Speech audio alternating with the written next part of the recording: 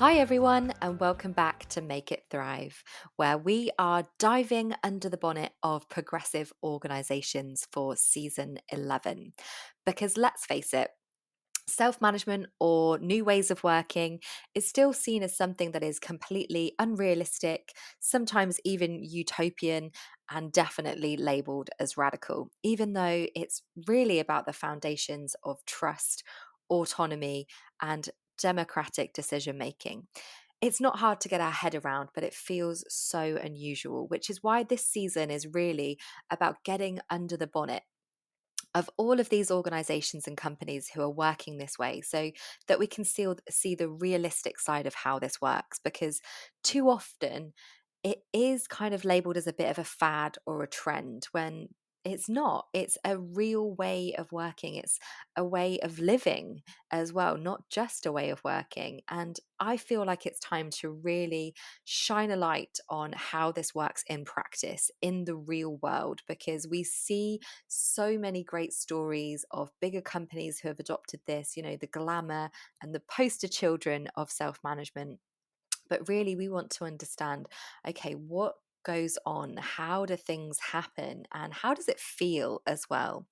So, this is why this season is really dedicated to these progressive companies who are doing things differently. And as you will well know by now, this is something I practice with my clients and something that I am incredibly passionate about. So, to shine a light on this really is exciting for me. And also the fact that I get to share the stories of these amazing companies who are done with doing business as usual and they want to really change how it feels to work and what work means to us. So, hence why we're really hammering down on what is self management and more democratic management in this season. So, something I want to just remind you all of is that I will be answering any questions in the final episode of this season. So, if you have a question, whether it's been stimulated from one of these interviews or conversations that I've been having, whether it's something just a bit more general about company culture that's been playing on your mind, then do send in your questions. You can either drop me an email, there are some links in the show notes, or feel free to reach out to me at LinkedIn, which obviously I'm just Lizzie Benton. Now, the other thing I will remind you of before I forget is a few dates for your diary, because on Tuesday, the 3rd of October, I will be in London with my fellow Semco style colleagues. So if some of these episodes are really stimulating you to think about self-management in your own company or your own team, then I really highly recommend you come along and join us for this full day event in London, where we're going to be doing some immersive workshops and really playing with the Semco style practices and self management as well. So it's a fantastic way to really absorb yourself in all of these areas that we'll be talking about. But on to this episode. Now, I was very grateful to get to spend some time with two particularly special individuals from Mayden: Dr. Philippa Kindon, Program Manager and Coach, and Ruth Waterfield, the Scrum Master and Software Developer at Mayden. And the reason these two ladies joined me for this episode is because they, along with their other colleagues, co-wrote Made Without Managers, which is Mayden's story of creating a self-managed workplace. Now, Mayden have been on this journey since around 2013, and they've written this book, which we're not going to spill too much into because I really wanted this to be a fresh conversation. But if you are going on the self-managed journey, I would highly recommend you pick up this book. So again, the link will be in the show notes, but it just gives so many answers to questions that people have about self-management and what it looks and feels like. And for the first time as well, I feel like it's one of the books that really taps into how it feels for everyone. A lot of the time when we talk about self-management or more democratic ways of working, we often hear from founders or leaders who instigated this way of working. But in this book, there are stories from employees who are experiencing self-management as well, and what it's been like for them. So hearing their stories and them contributing to this book, I think really makes it something very, very special and unique in terms of the resources that we have to adapt into this more self-managed way of working. So I will kind of stop talking as I introduce this episode with Mayden, Philippa, and Ruth. I hope you enjoy it. So let's get started. Hello, Philippa and Ruth, and welcome to Make It Thrive. Hi, thanks for having Hello. us. Thank you so much for joining me on the podcast and for this season where we're diving into progressive organizations. So just to set the scene, I'd love to share with the audience, who is Mayden and what do you guys do, just to give us some context. Okay, so I'll pick that up initially. So Ruth and I work for a company called Mayden. We're a health tech company based in the lovely city of Bath in the southwest of England. We are around about 130 to 140 employees, and we've been going trading for over 20 years. Mayden was established in the year 2000. In its current guise, serving our main customer base for about 12 years. So our core customer base is the NHS and charities that serve a lot of mental health sector. And we actually provide a software system called IAPTUS, and that software is designed to support those to deliver patient-centered, outcome-focused, data-driven healthcare that really changes what's possible for clinicians and patients. Amazing. Thank you so much. And what really excites me about having you guys on the podcast is that you've also recently published a book all about the way you operate, Made Without Managers, which I absolutely am loving, by the way. It's kind of like, really getting almost like an autopsy of an organization that's going through this and been through it and the trials and tribulations. So to kind of bring this to life on the podcast got me really excited once I sort of dived into it. I suppose for those who haven't yet read the book, what was the journey to decide to be more progressive and choose this self-management way of working? Wow. I would say read the book, but why we wrote the book really is to try and tell some of that story, because it was really helpful for us too to piece together how we ended up where we are now. Listening to all the different stories of the different people who were involved. So some of it's to do with the ethos of the founder, Chris May, and what kind of business he wanted to start. And some of it is to do with, in the kind of very early days, realizing that the kind of way the software teams were working wasn't really working, and looking at agile and thinking, oh, this could really help us. And then kind of a bit of agile and a bit of the ethos emerging, and then thinking, oh, we can probably go even further. Agile promotes self-management anyway, but taking that even further across the whole business. And then that kind of leads to the whole business and different parts of it, thinking about how on earth does this work for us? How does this serve us best in the sector we're in and with our customers, and the kind of size of business as we've grown? How does this work for us? I absolutely love that part about the book as well, where you've got so many different stories. This isn't, like we say, just a hero story from a CEO who's decided to radically change an organization. This is a team really sharing their experience of what self-management feels like. Even from, in the early chapters where you have the interns, the work experience, people saying, this is so different. I've never worked somewhere like this before.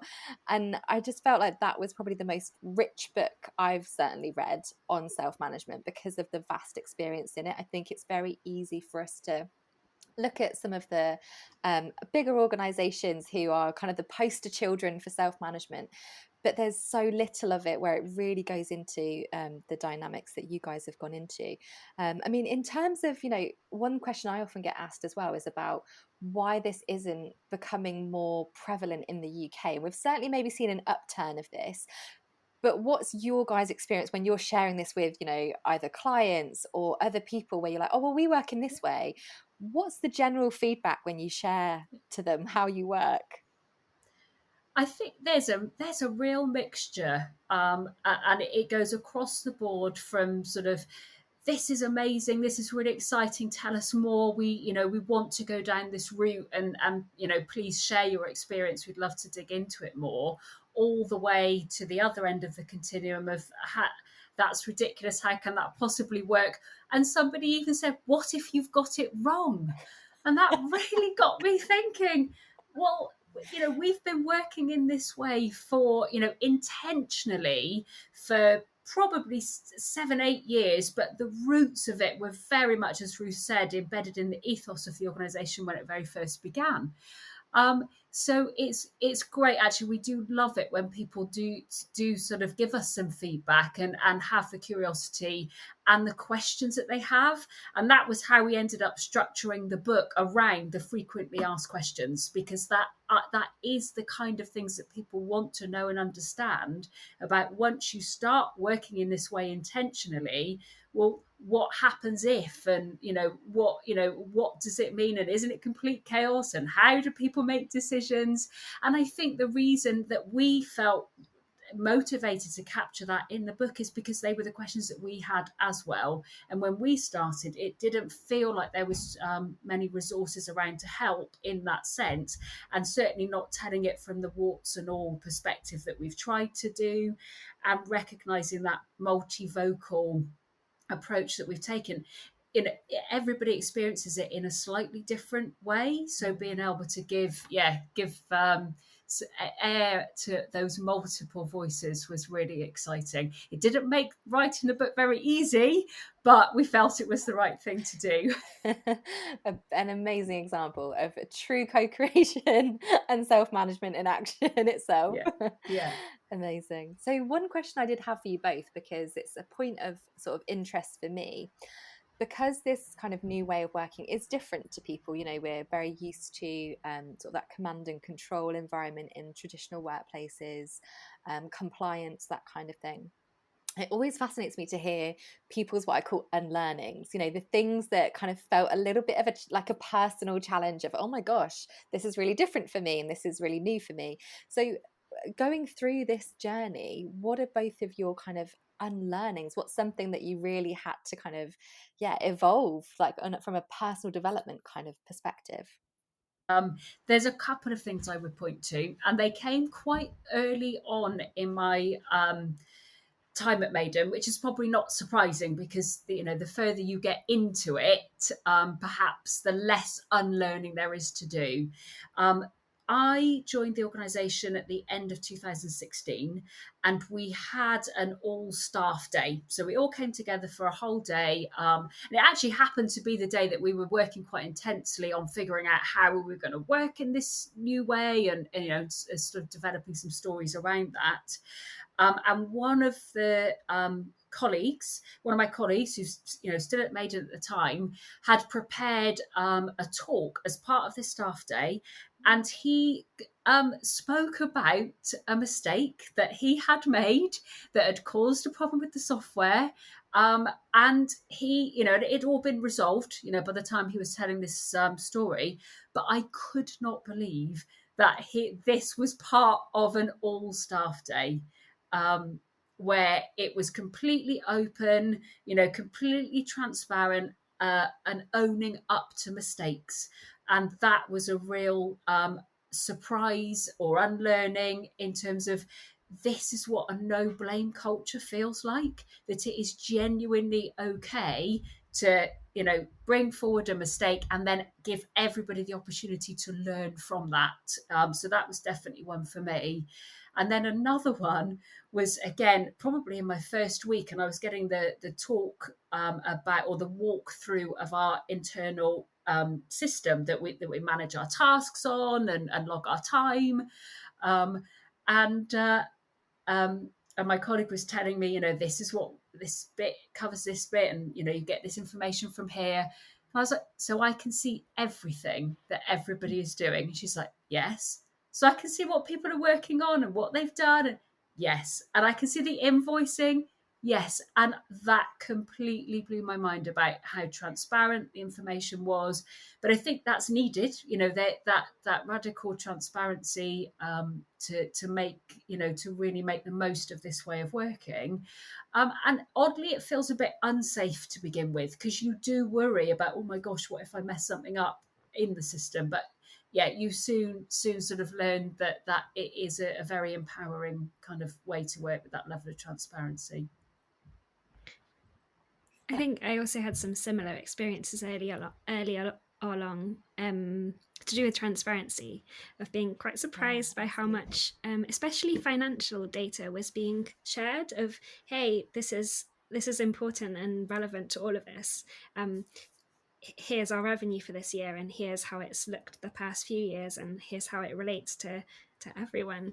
But then kind of thinking, oh yeah, I guess it is relevant, and this is useful, to have it all open. Of course, you don't need it in all the detail all the time, but to know that you can find what you need. I also had a slightly different story to Philippa, I suppose, because I joined Mayden after graduating. So there was an adjustment from academia, which is quite hierarchical too. But there wasn't such a big adjustment. I had a few experiences of other workplaces, but not loads. So I think part of my starting at Mayden was, oh, this sounds like a sensible way to work. This seems like quite people-centered and quite everybody has a say, and you listen to everybody, and we're all kind of equals, and some of it just kind of made sense, more than having to unlearn something else and learn this way. And I think I've seen both in other people joining, especially people joining from university. There is that adjustment of, wait, we're not told what to do all the time. No, and it isn't about the individual, it's about the team. Okay. And people coming from other workplaces and looking for, well, who do I ask? Who do I get permission for this for? Who do I ask what to do next? And adjusting to, oh, it doesn't quite work like that here. But over time going, oh, well, this is probably better actually, or this is more empowering, or I think there's a few different journeys in of how strange it seems to you because of what you've experienced before. I love what you were saying there, Ruth, about how you said it just seems like the sensible thing to do. It's so true, isn't it? When we really look at the kind of the bits and pieces of it, it kind of, well, doesn't this just make sense to do it this way? What, why wouldn't we do it this way? If you kind of had the choice of, if we had to choose between the two of what we know to be most dominant within the workplace, well, I'd probably choose self-management over anything else. I love what you said there as well about the transparency piece. And I think you both touched on it around this, this safety aspect. Oh, it feels a little bit like, oof. And something that people often say is, oh, well, I like to, and this I hear so often is, I like to protect my team from things. So what would your kind of immediate sort of gut reaction be to that when people say to you, oh, I don't want to share that information with people because that will scare them off, that will, they'll get really upset if they see that information? What's your kind of gut reaction when people say things like that? Yeah, I think it's a theme that I've thought about a lot over the years, especially now as a Scrum Master. One of the kind of key kind of circles or cycles when you're thinking about agile is transparency leads to inspection, so it leads to being able to ask good questions and being able to if you can't see what's going on, you can't ask good questions. So transparency leads to inspection, and then leads to change, leads to adaptation, and then the adaptation should lead to more transparency, should lead to more inspection. And if you are missing any part of that kind of triad, it's not going to work. And so I think that's what I look for in situations which don't seem to be working, is maybe we can't see things, so we can't ask the right questions, or the questions they're being asked are out of a lack of knowledge or a lack of being able to see things. And we can't change, and we're stuck because that cycle is broken. But I definitely recognize the pattern you're talking about of, but I don't want to share this because it will lead to questions and I don't want those questions. And it can feel quite scary opening yourself up for questions and opening yourself up to challenge from other people. I guess the encouragement would be, overall, it's probably going to lead to better things for everyone because the right questions and helpful questions are going to be asked rather than questions about, oh, why can't I see this? Or assuming the wrong things because you can't check, because you can't see things. I don't know what you think, Philippa. Yeah, I would agree. And I think there's something in here about one of the pillars of the ethos is about treating everybody as an adult in the workplace. And once you kind of grab that underlying, assumption, then it actually follows that you would be transparent. What are you protecting the team from? As Ruth was saying, people generally, if they've got the right information, they can make really good decisions or seek more information. If you protect and, try and keep things back, people will fill in the gaps and then make not such great decisions. So yeah, I think, that's definitely been something that has followed through from that underlying assumption for us is if you're treating everyone as adults, then yeah, let's have the information and work with it in the best way we can. Yeah, absolutely. I think that piece around transparency and that adult to adult mindset is so important to get together because you can't have one without the other. And, often when we're thinking about transparency, it does feel initially uncomfortable, but then we have to kind of question why that is, and what lies behind that discomfort. Is it because we've maybe been hiding things previously, or we don't, yeah, or do you trust each other to have that information as well? So there's that element of trust as well. So Yeah. I just think there's so much here around, those core elements that people really need to work on when they're going through this journey. Yeah. I mean, there are many moments and experiences in the book that kind of shape this journey of self-management. But has there been an experience that's really stood out to you guys where you felt like self-management has shown you that this is truly the best way to work? I know we mentioned earlier, it just feels like common sense, but has there been like a real kind of, wow, this is why we do it, because this is what happens when we do things this way? I think I would lean towards the kind of creativity that it brings and the kind of amazing solutions that teams are able to produce when they're given the freedom and autonomy to, yes, there's someone prioritizing and kind of setting some vision of this is the problem we need to solve, but then when a team is able to really be free to go, well, okay, well, if this is the problem, maybe we could do this, maybe we could do this, and everyone in the room is heard and needed as part of the team, and teams are able to create things that you just wouldn't think of, because they're given that freedom to try things and manage themselves and figure out how to figure out the how rather than being told. Absolutely. That kind of, I think I funny enough, I wrote a LinkedIn post about it the day, how, innovation has become this company buzzword that everyone talks about. Even people have a value of innovation, but actually the way they're working really isn't helping that innovation come forth. Definitely. I think we point to it. We really try to dig into this when we were teasing it out for the book about why do we work in this way.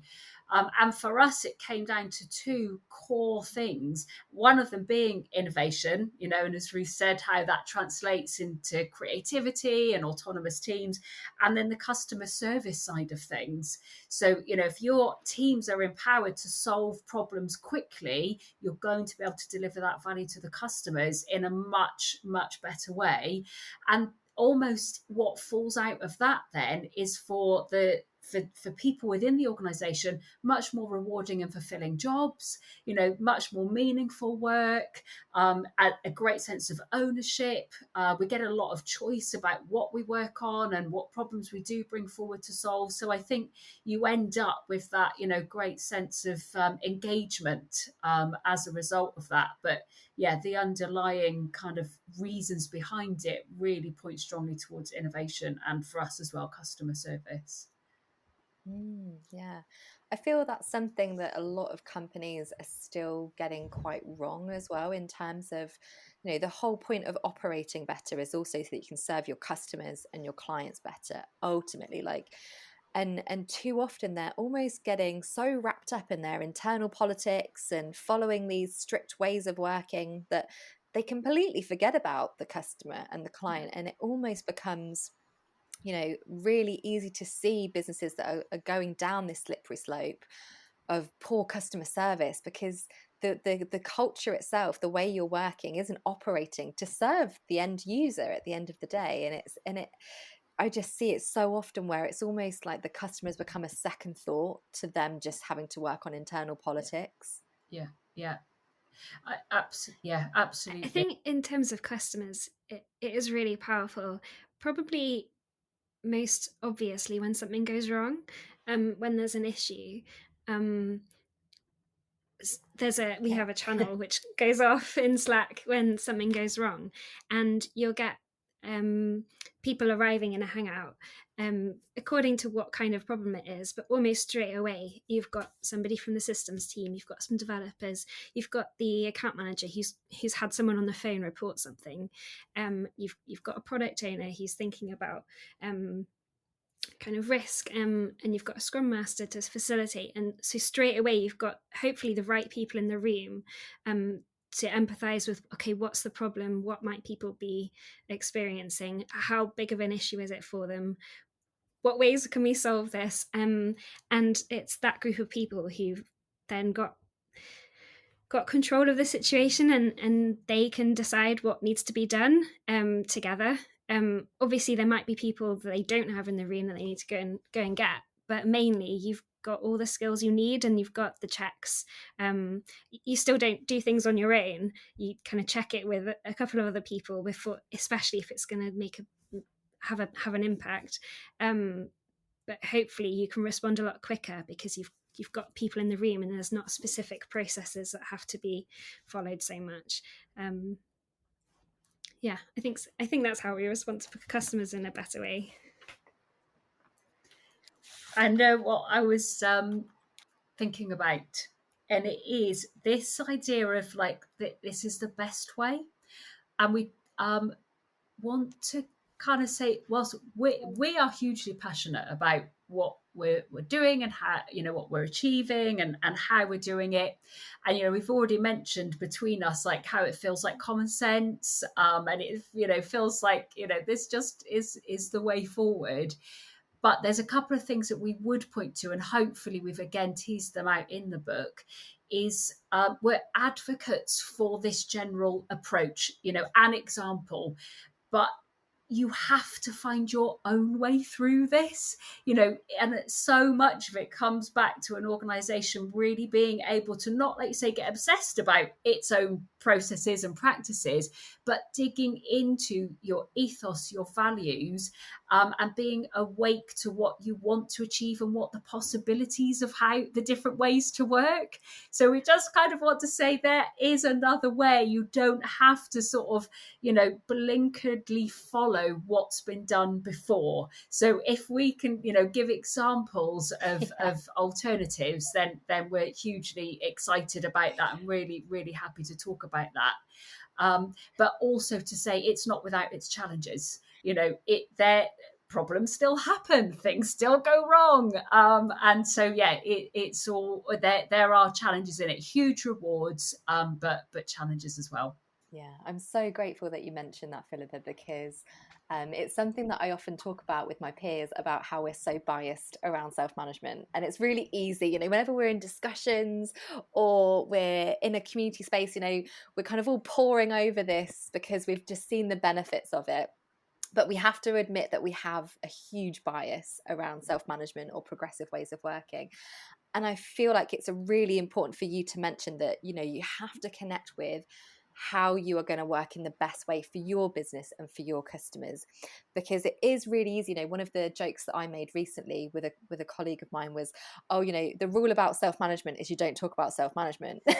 You know, like Fight Club style, because it's like as soon as people hear self-management, they're like, oh, you know, that's a bit radical for us. But actually, you know, as you say, the value system that lies beneath it is what a lot of people want to achieve. And self-management in itself shouldn't be the goal. It should actually be the means to an end. You know, what are we trying to achieve by working this way? Not just like, well, that sounds like the new fad that we should maybe jump onto next. So I'm really glad that you mentioned that, Philippa. And you also mentioned about the challenges. So what would you say no one talks enough about when we come to this way of working, that you kind of think, oh, I wish more people would talk about this, because this is something that just isn't spoken about enough? I think I would think about self-awareness and the kind of, they're called soft skills, but they're not soft, they're really hard. The kind of awareness and maturity and the kind of personal responsibility that you have to be able to take in this kind of way of working, because if you're all equals and people don't always get along, you're going to need a self-awareness, and you're going to need tools to understand and then communicate your emotions, and thinking about your own behaviors and conflict resolution, and all of these kind of tricky things, which ultimately hopefully lead to better solutions, as we were saying, and healthier, happier teams, and more sustainable environments to work in. But they're hard work, and the easy way out can sometimes be, oh, if somebody else could just deal with this person or sort this team out, but the harder way is to kind of think about how you're reacting and how you're appearing and how you're showing up, and how to communicate and how to build trust, and those relationships have to be looked after, and they're hard work. And I think sometimes that gets missed in the kind of idealist world of, isn't it lovely that we're all equals and everybody's listened to and nobody ever argues? That's not true. Of course there's arguments, that like disagreements are healthy, but it's how you do it, and the facilitation aspect too. Who's holding the space and who's making sure that everybody is listened to, and that it isn't just the strongest, loudest voice, and noticing some of the we're all humans, so power still shows up in different ways, and kind of hidden hierarchies tend to appear too. So who's going to help to break those down and make sure that it is this kind of space that we want to work in, and where we are happy and sustainable and able to work with each other. How about for you, Philippa? Is there anything that came to mind when... Gosh, I think Ruth has covered that so comprehensively, and very similarly, you know, the self-awareness, choices around behaviour. You know, we touched on it earlier on in this talk about what are you uncomfortable about. You know, discomfort does crop up, and how are you going to kind of manage and deal with that in the day-to-day. And really helping people to connect and understand, you know, some of the principles and underlying ethos in a way that's, you know, meaningful and relevant to them. You know, not everybody in your workplace will feel as enthusiastic about how you work, and so engaging people at the right level and involving those that want to be. They're all things I think we've probably tackled along the way, and would love for people to kind of move into their journeys with eyes open to these sorts of things. Yeah, definitely. I feel like you said, Ruth, those soft skills that are really hard skills are exactly where so many people often have to kind of do much of their unlearning and relearning to be so much more human in the workplace, and not just put up a wall and lead it through a process instead. And I really do that's another part of the book that I've really enjoyed, is how, you know, honest and transparent you guys are with these processes and these experiences of what it's like reading about the day in the life of someone at Mayden, and how, oh, you know, a conflict popped up and this is how it was, you know, facilitated. I was just like, wow, you know, just hearing these stories really again affirms how it lives in practice. And it's kind of, you know, I often really like the way that I think it was Tim Ershinger put it, that he doesn't work in a self-managed organization, he lives in one, because it is very much life. It's part of life in that kind of organization. So what I'm really intrigued about is, what is the next stage of evolution for Mayden? What are you guys wanting to kind of evolve or put your focus on next in your ways of working? Is there a next adaptation that you guys are working on? I think what's been interesting writing the book over the last few years, it's taken a while to write it. It's all been about reflecting about how it started, and it's, you kind of realize, oh, some of those people aren't here anymore, and we're much bigger than we were then, and we're still growing, and every time people join and people leave, culture is not static. It doesn't wait. It kind of changes. So how do we, is that okay? Probably is, because culture has to change. But without some of those people who kind of set the culture that it was, it's different now. And how do we grow? And when new people join, how do they understand and navigate this way of working? And how do we change as we grow and become bigger? The more people there are, the more communication goes on. The alignment gets trickier. Something I'm quite interested in is that autonomy is brilliant, and it's kind of natural to follow on from autonomy to accountability. But then without alignment, you've got brilliant teams doing brilliant things in different directions. So how do we align, and how do we understand where we're trying to go together? And that becomes harder and harder the more teams and the more brilliant people you have. How does that work? I think that's kind of what we're wrestling with at the moment.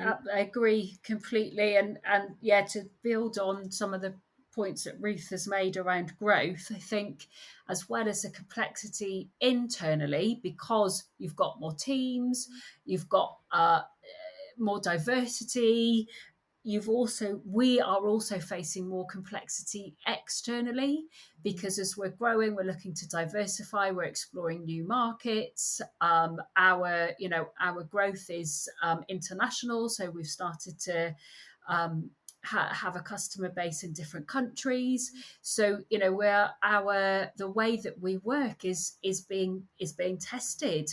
You know, will it withstand the level of complexity that we know that we'll be facing, the growth ambitions that we've got? One of the areas of the business that I'm particularly involved in at the moment is around strategy. You know, how do you do strategy in a self-managing organization? It's, you know, one of the things that's in a more typical traditional organization, that is the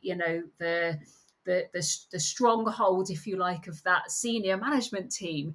Whereas, you know, we are trying to do that in a more devolved and decentralized way, you know, and it has really forced us to look at some of the things that we've talked about in the book around decision making. What does that look like in a business that's growing in size and complexity? So, you know, facing up to some of those challenges is I think the next evolution for us.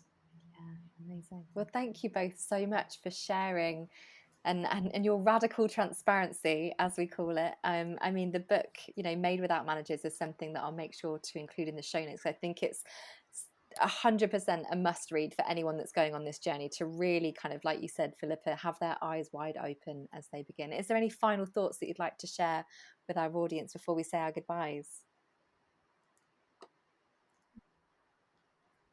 Probably encourage that it might be hard, but it's worth it. Because you grow as a person in an environment like that, and you're able to help create an environment you want to work in and you want to be in. Every day you spend a lot of time at work, so it's best if you enjoy it. I think that's the biggest motivator for looking at this seriously is it reminds you that human beings are at the center of every organization, and it just reminds us how important it is to come from a people-centered place in the ways that you organize and deliver work. Thank you both so much. You've been listening to Make It Thrive, the company culture podcast.